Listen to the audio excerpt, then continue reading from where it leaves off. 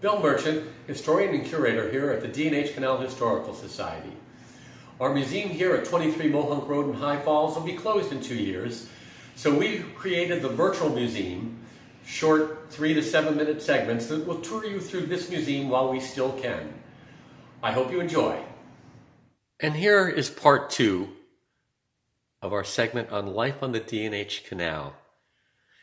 And here we have the picture of a young man, a Hoggie. Hoggees were often children. You grew up fast on the canal.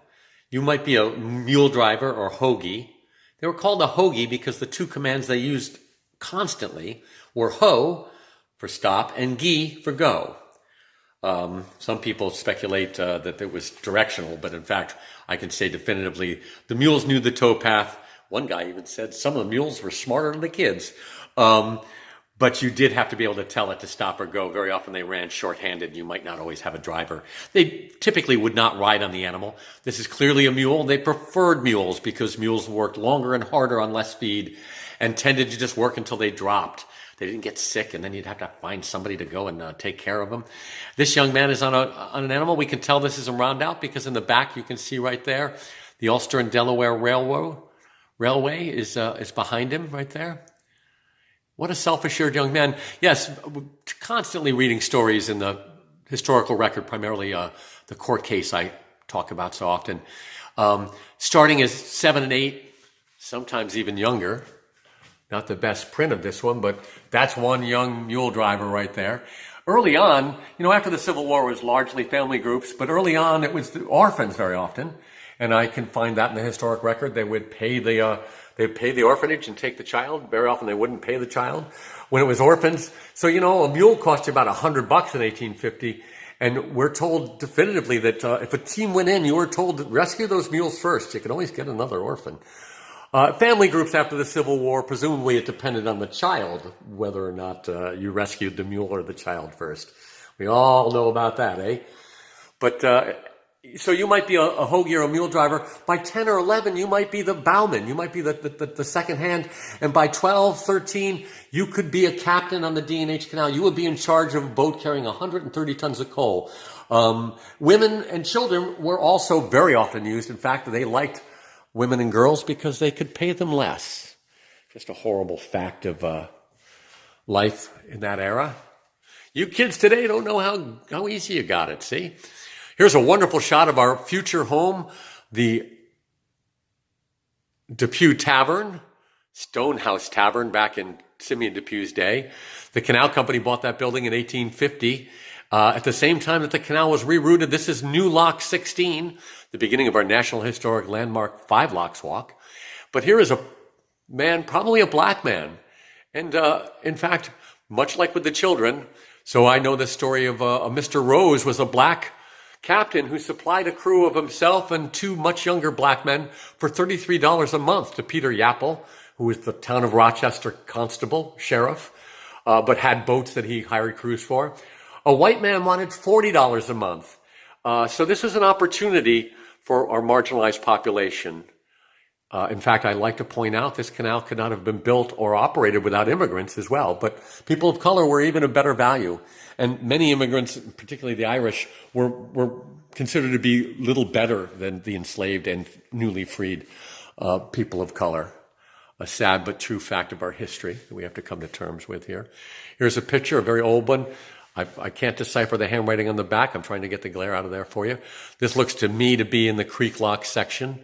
There's a light boat. We can tell because, look, it's riding nice and high in the water here. And let's see, before we go over there, I missed somebody. This is a really great picture. I love this picture. So what you're looking at here, I love so many of the pictures, though, huh? There is Ben Hendricks at Tom Taylor's Lock. Lock 32, just south of Ellenville, New York. And we're told that this is Ben Hendricks because Tom didn't have a beard. This lock was also known as Quigley's Lock. And Manville Wakefield refers to Quigley's Lock, but he doesn't know where it is. And so I was scratching my head when I was doing a little research about this. And I looked at those wonderful 1854 maps of the canal route, and indeed this lock was on land that belonged to Quigley. So it was known as Quigley's Lock some of the time, and eventually it was then called Tom Taylor's Lock. generally named after the Locktender, but here we've got Ben Hendricks. Why wasn't it called Ben Hendricks Lock? I can't tell you why. I can just tell you it was never known as that. And this is also interesting. This is after 1857 when all 108 of the D&H locks were converted to a single Locktender, a unique semi-patented scheme that where one man could operate what used to take two. You used to have a man on each side to operate big handles on these miter gates. The miter gate, invented by Leonardo da Vinci around 1500. I don't have the exact year right on the tip of my brain here. But and the point being, you notice that because it's angled like that, the pressure of the water will hold that gate closed. Kind of the same principle of an arch on a bridge. But an innovation in its time and used on all canal locks after Da Vinci. And this unique semi-patented system was actually one of the very first locks was here in High Falls. I speculate that it would have been this lock, and interestingly enough, there it is. There's the gear house there. Our working lock model, which one of our videos will show you one of these days, demonstrates this particular scheme. I speculate that since I know for a fact that one of the first locks was in High Falls, this lock was right in front of their offices. And if you were going to experiment, the actual patent is for a C. Williams down in Port Jervis. So if there's any question about what canal, it was my canal. It was the D&H Canal. That's right, folks. Here is the interior of the canal boat. Oh, wait, we can get to see DeWitt Clinton over there, but wait a minute. Come on. All right, you. There we go. Interior of the canal boat, the Iowa. This is a great story that deserves its own video and will no doubt get it, knowing me. The Iowa was a boat belonging to the Hunt and Donaldson's hardware and dry goods firm in Ellenville. But this boat was hired out to a bunch of rich youngsters in New York City, towed down to New York City. They got on the boat in New York City. They had a chaperone for the young ladies. There was some hanky-panky between boat captains and the young ladies. They needed those chaperones. When I first saw this, I would always point out, look at that. They have a piano.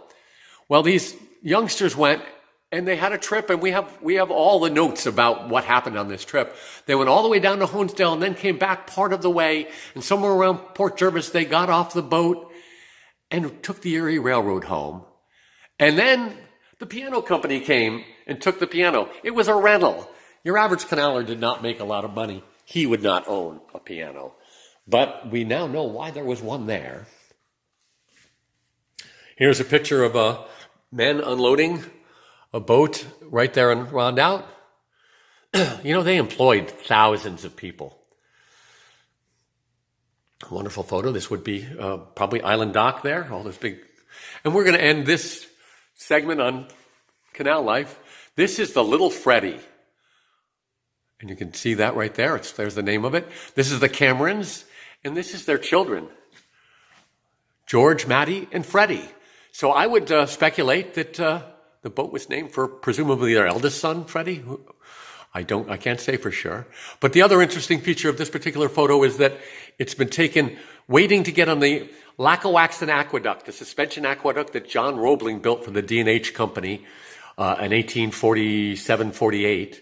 And I've seen enough photos now from this position to say that there probably was a photographer in that area who, when he had nothing better to do, would go and just take pictures of the canalers waiting to cross the aqueducts. All of the canals, locks, bridges, and aqueducts were one-way traffic. So you would have people having to wait on one side or the other. This is a loaded boat.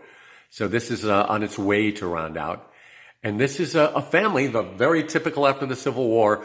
Families were the only ones that could actually afford to run those boats. The D&H Company actually dropped what they paid them to 60 cents a ton, down from over $1 at their peak in the 1870s. Life on the canal, it was tough. Thank you so much for joining us in our virtual tour. New episodes will be put up every week. Hope you enjoy.